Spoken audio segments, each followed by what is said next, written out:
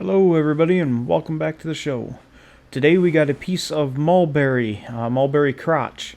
I wanted to turn this last week, but it wasn't mulberry that I grabbed. As you can see, this has got some cracks. I thought these were just external and I could turn them away. That plan will change. Mounting them with a woodworm screw. It's my favorite way to mount a bowl. I do it 95% of the time. As you see, I still got the chuck set up from last week's turning with the woodworm screw in it. Now I'm checking to make sure everything's in balance, and I'll get the tailstock in place. Best to use tailstock support when possible. No flying pieces needed.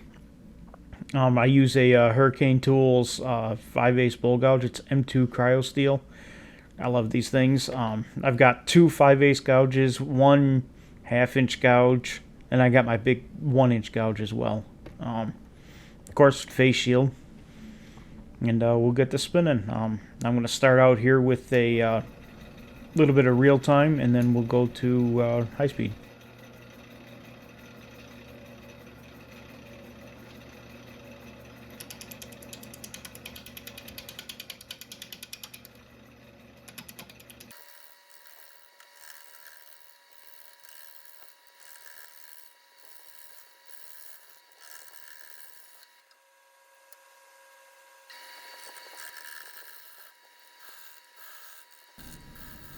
Alright, everybody notice how much that live center's wobbling there? Look at that. We gotta fix that. So I'm gonna back it away, flatten it off, get away from where I had that first point in, and then look at that. Nice and smooth now.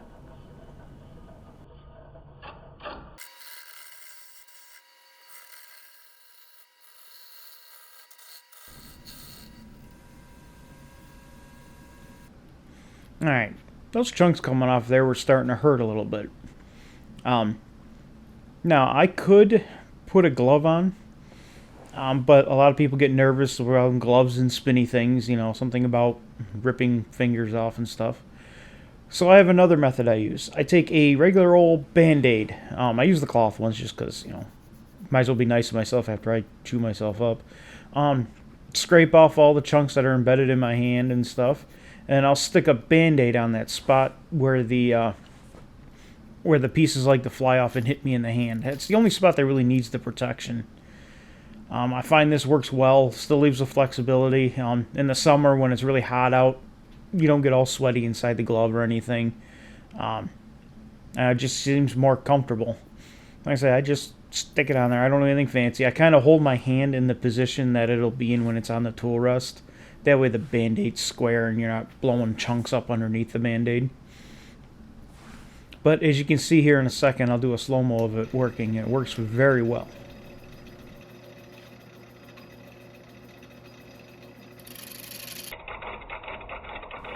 See, the chunks just deflect right off the Band-Aid. No pain.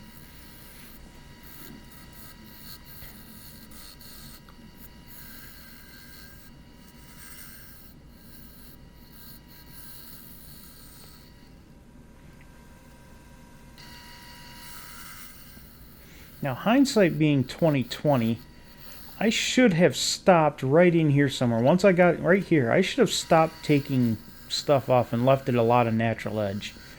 But I still thought I could turn away a lot of these cracks, so I kept at it.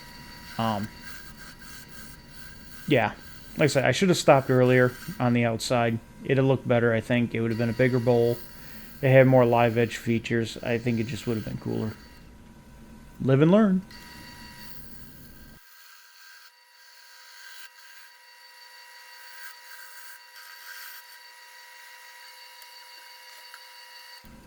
Alright, flattening off the base, getting ready for a glue block. So much simpler than making a tenon or a mortise. I mean, it's literally just flatten her off. Now I'm going to do one more shear scrape because I noticed the spot in it that I didn't like. And there we go. And yeah, a lot of cracking. Alright, now my electric frying pan filled with hot glue. I found a tailstock adapter. It's the same threading as my faceplates and my lathe. So I can put it in there and spin it. Helps me center the glue block on the piece. But yeah, I just dip it in the old hot glue, 450 degrees there in the electric frying pan. I like using this to hold everything because I can keep it moving, like I said, like a glass blower. That way the glue doesn't run off of everything. But you just jam it in the tailstock. And of course I'll rip it out of the tailstock by accident. There you go, jam it back in there. And then just screw the tailstock into the bowl. And there you go, she's square. And for some reason I like watching the hot glue cool. I don't know why. Go from clear to white.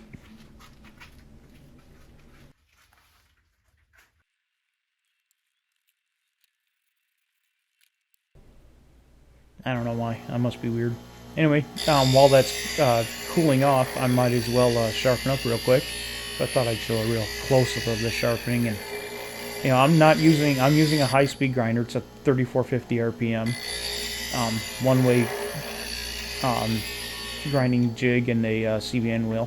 I wanted to show you how cool everything stays. I mean, that's the only passes I take. That's how fast it takes. So I don't see a need to buy a low-speed grinder for what I'm doing. Alright, now take the hot glue off, and as you're going to see here, I get hit by a good-sized chunk. I'll slow it down so you can hear it.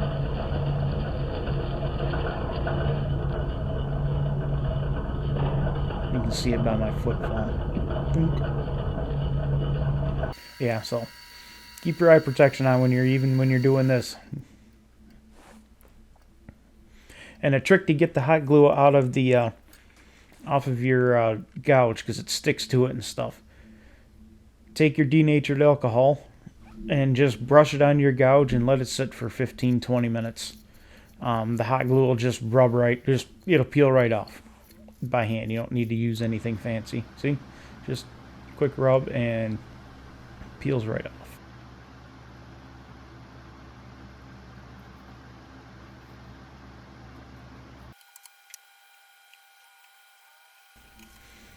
Alright, let's get this thing flipped around. Another advantage of using the glue block is getting it off the woodworm screw. As you can see, I was able to use a wrench on each side. That way I'm not fighting trying to hold the piece and trying to hurt myself. I've got good leverage. And we got a lot of high-speed hollow in here.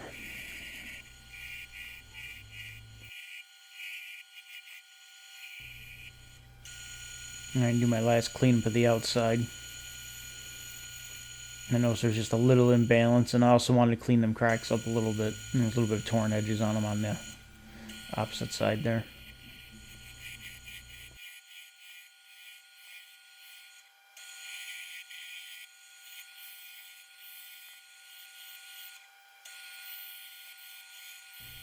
As you can see, this stuff is just cutting like butter. It's wonderful. I really enjoyed working with this.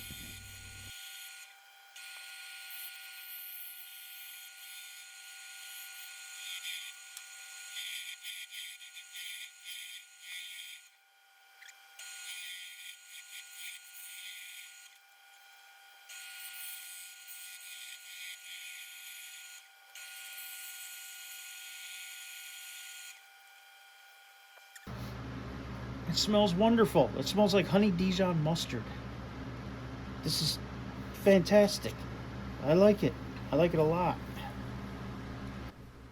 Alright, now we're going to go and clean up all the cracks. I won't show it all because it's probably boring.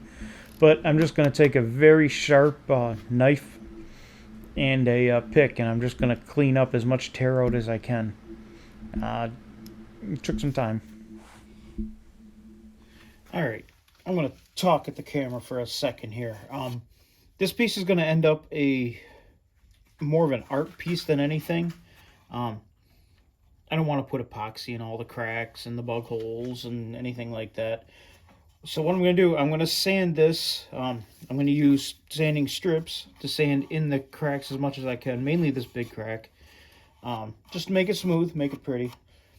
Then I'm going to sand it my normal from 80 to, I might go higher on the grits. I might go up to 1,000 grit, get a real good shine on this thing. Then we're just going to finish it with walnut oil. I have a feeling this piece is going to want to move more, being a crotch piece. And I don't want to put any of the other finishes on it because walnut oil can be repaired easily. You just add more to it. Also, it's a little bit more forgiving getting down in the cracks and stuff. But anyway, yeah, I have a feeling this piece is going to want to move a little bit more after I get done finishing and once I bring it in the house. My other finishes, the harder finishes, they don't tend to flex as much with the bowl, and as much as this one's going to flex, I think the walnut oil will do well. Also, I'm concerned that there might be a little bit of moisture left in this piece. The way it was cutting it's too good to be true the way it was cutting. So I think there might be some moisture in this piece. But the walnut oil won't care about that. You know, the moisture can pass through it, and the bowl can equalize and do whatever it wants. So that's what I'm going to do. I'm going to sand, and then I'll bring it back when I go to part this thing off the lathe. Let's say we're going to part it off.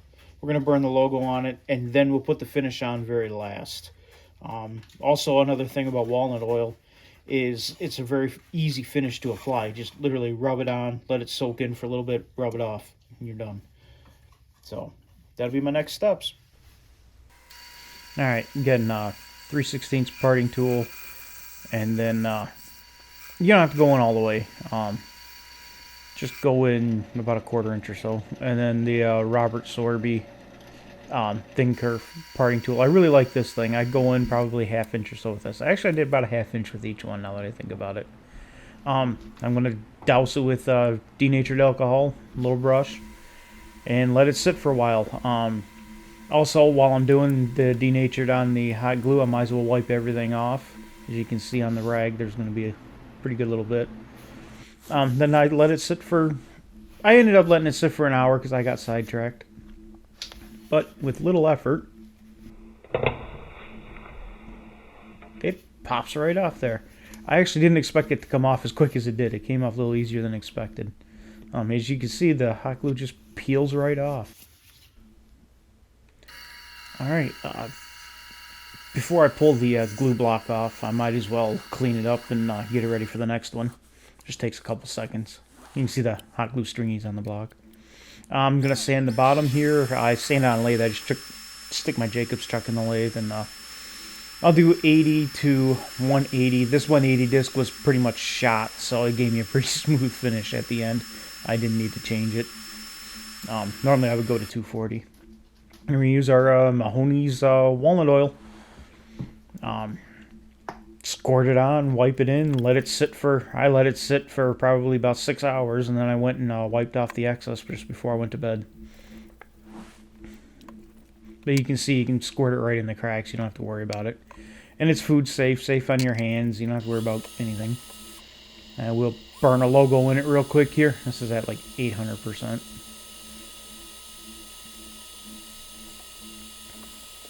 And there we are.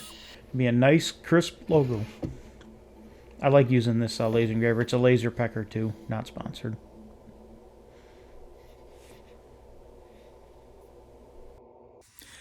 Alright everybody, it's done. One little Mulberry cracked bowl. I set this one up more as an art piece because you can kind of see through it. Won't be a very good soup bowl.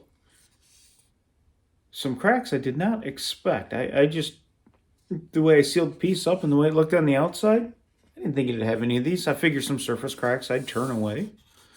But, oh well, it is what it is. Let's say it's I don't know, 7 inches across, something like that. Maybe a little bit bigger. Finished with walnut oil. Mahoney's General Finishes walnut oil. Just a fun little turn. Something simple. You see on this one, I remembered to do the base the right way. But yeah, that's my little Mulberry bowl. Soup strainer. All right, I hope you enjoyed what you see. Please like, subscribe, share, all that stuff. I really appreciate it. Like I said, I really want to get to the 1,000 subscriber mark really badly. So anything you guys can do to help, please subscribe. I want to do this full time.